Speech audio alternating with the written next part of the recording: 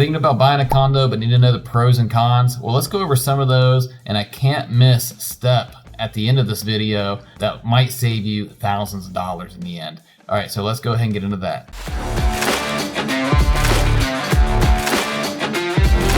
Hey, I'm Derek Phillips. I'm here in Charleston, South Carolina. I'm a realtor. I service the whole Charleston area from Somerville to Kewah to Isle of Palms to Mount Pleasant, and even all the way up into Awanda. So that's our general service area. So I'm going to tell you what we see in when we get clients in looking for condos or townhomes, and what we see in a lot of the questions we get, a lot of the missteps that are taken. So let's go ahead and start with what's the difference between a condo, townhome, single family home. So a condo is comprised of basically an apartment inside a building. So you generally own from the walls in, or it depends really how your CC and Rs are written. CC and Rs are covenants, conditions, and restrictions and easements. So that's all CC and Rs for short. And that's going to be a big document that we're going to talk about later. That's going to explain what it is that you actually own and are responsible for in that condo. So that's how a condo is different in the fact that a townhome, which you own the interior, or responsible for the interior and exterior, you actually own that lot of land. It's called a fee simple type of ownership. So the fee simple type of ownership, you actually own the area around it. So if you have a deck or a patio or the exterior of the home, the siding and the roofing, you're responsible for that area. So that would be a townhome. Then obviously a single family standalone home, detached home, would be just your normal home, detached home. Could have a fence or whatever, obviously. So that's the difference. It's kind of a townhome's kind of a hybrid between a condo and a single family detached home. All right, so let's go and get in the meats and bones of what we're going to talk about here, in that being condos, and what are some of the pros and cons. All right, so let's get into your first pro, all right, the first positive of owning a condo, which is less maintenance, right? So less hassle, less maintenance. Don't have a yard to mow. You don't have to get up on a Sunday, Saturday, weekend and waste your time mowing grass. That's done for you. It's covered under your HOAs and all the amenities, the pool. You don't have to mess with the pool, roofing, siding, all that. Now, it does get a little bit tricky knowing what you might need to fix as far as maybe plumbing or lighting or those type of things. So a lot of times the door is actually owned by the HOA or condo, and you have to get that approved and send it in, and then they'll come fix your doors. And whether it's a sliding glass door or whatnot that leads out to your patio, that's going to be on the CCRs and your map, right? Your condo map and your CCRs, which you need to get from your realtor or the HOA itself or the lawyer, whichever. They should all be able to supply those for you one way or the other. And this will explain what you actually do own and what you're responsible for. Sometimes it's from the paint end, so you can paint the walls, the interior walls. So you can paint the interior walls, and that's all you can do. From the wall in, like to the inner parts of the wall, you might own halfway into the wall. So now you can replace the drywall and do some rearranging, things like that. So it's all going to depend on what that HOA requires, all right? So that's number one. You need to make sure that you understand that CCR very thoroughly before you make a purchase if you're planning on doing any type of renovations.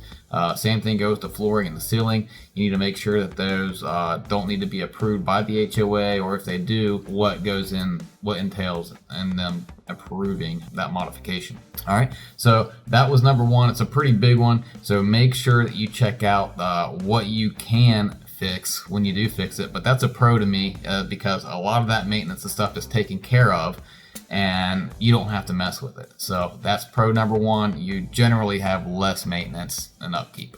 Which leads me into number two, which is you usually have a ton of amenities: a pool, tennis courts, a car wash station, all kinds of areas that are taken care of for you. And if you like a social life, there's usually, the other tenants and everything, other condo owners and everything are out there swimming or playing pickleball or whatever the case may be. But they're usually amenity rich and have a ton of things to do. And on that note, number three is it is generally located, condos are generally located in areas where it's easy to traverse.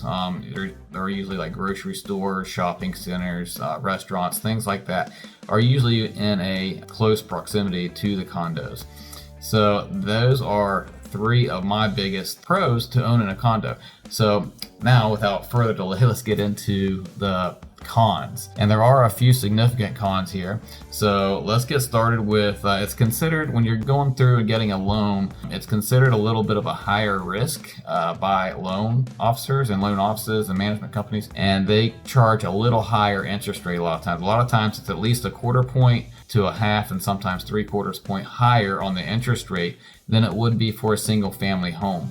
All right, so that's number one. You just kind of have to watch out how many points are being added to the mortgage rate that you get from that mortgage or loan office. So when you're shopping for loans, you need to make sure that you shop around and make sure that those points are as low as possible, or at least competitive, or buy down, however you want to look at it. But just shop out those loan rates. So a con number two is you don't have much privacy. So even though with the amenities and things like that, you might want to have people around, and you might want to go to the pool and have people, your neighbors and such, to hang out with. But at the same time, now you're sharing a wall and a ceiling and a floor sometimes, depending on what floor you're on, with 2, 3, 4, 5 different apartments or other condos. So be sure to know where you are. If you're on an end unit, then you obviously have less neighbors. You're not sharing a wall with as many other either renters or co-owners. So that leads me into con number 3, which is sometimes they can be overloaded. Condo areas can be overloaded with renters. So if you're wanting an area that has more full-time homeowners, condo owners in the unit, then condos can be a little tricky in that sometimes. So that being said, leading into that is also when you go to get a loan, it can be a little more difficult sometimes because it has to be at least 50% occupied by actual owners. So by unit owners, by condo owners. So if it's rented, if 50% or more of the units are rented out, then a lot of loan companies, officers, will not loan to that. The exception is if they have portfolio loans, because now they're not regulated by Freddie and Fannie Mac. So if they're not regulated by Freddie and Fannie Mac, then they can forego those regulations that are put in place. So that's a way to kind of get around the 50% unit ownership regulation. So those lists can be provided for you through the VA, or if you're going through a VA loan through a VA, or your real estate agent should be able to get that for you as well from the actual HOA. So that was kind of a 3A and B type of situation. So let's go ahead and let's go into number 4. All right, so number 4, it's a pretty big one, and it can be a big one, but it's one that you want to look at and make sure you don't overlook, and it's the HOA fees. So when you're looking at how much you're going to pay per month, you need to make sure your HOA dues are counted into that, so you can be sure that you can afford that property or that unit. Some of the HOAs can be anywhere from a couple $100, up to $1,000 a month or more.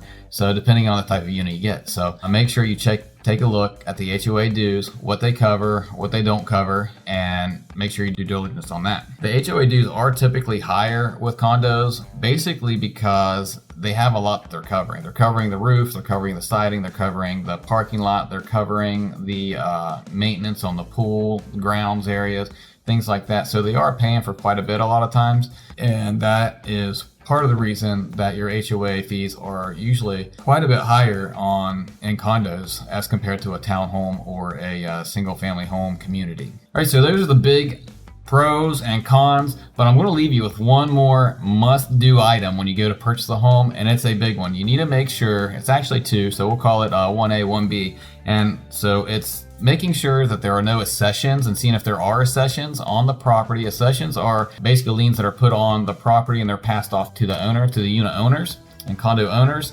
to pay off. So if there's a huge foundational issue on the property, right, they have to fix that foundation. That's usually not very cheap. And so they pass off those costs to the unit owners if there's not enough in the HOA reserve. So the HOA should have a bank account with enough money in it to cover certain situations. And that is number 2, or 1A, 1B, that you want to check, is make sure that your HOA has enough reserves. So it's a 2-pronged type of situation. Make sure there's no accessions either currently on the condo itself, and then also make sure there's nothing in the pipeline, that it's not being sued or currently being sued or currently in process and litigation for an accession. And then on top of that, make sure that there is enough money in the account to cover like the replacement of a roof, parking lot issues, what have you. So those are the two biggest things. Do not skip those steps. It could save you thousands and thousands in the end, right? So condos can be a great purchase if you're looking for low maintenance, low entry level price levels usually, and then also the location that they sit in are usually pretty nice with restaurants and things to do. So I have other videos here, go and check those out. And if you want a link to all the condos available in the area right now in Charleston, go ahead and click that link below in the description, and I will see you guys on this video.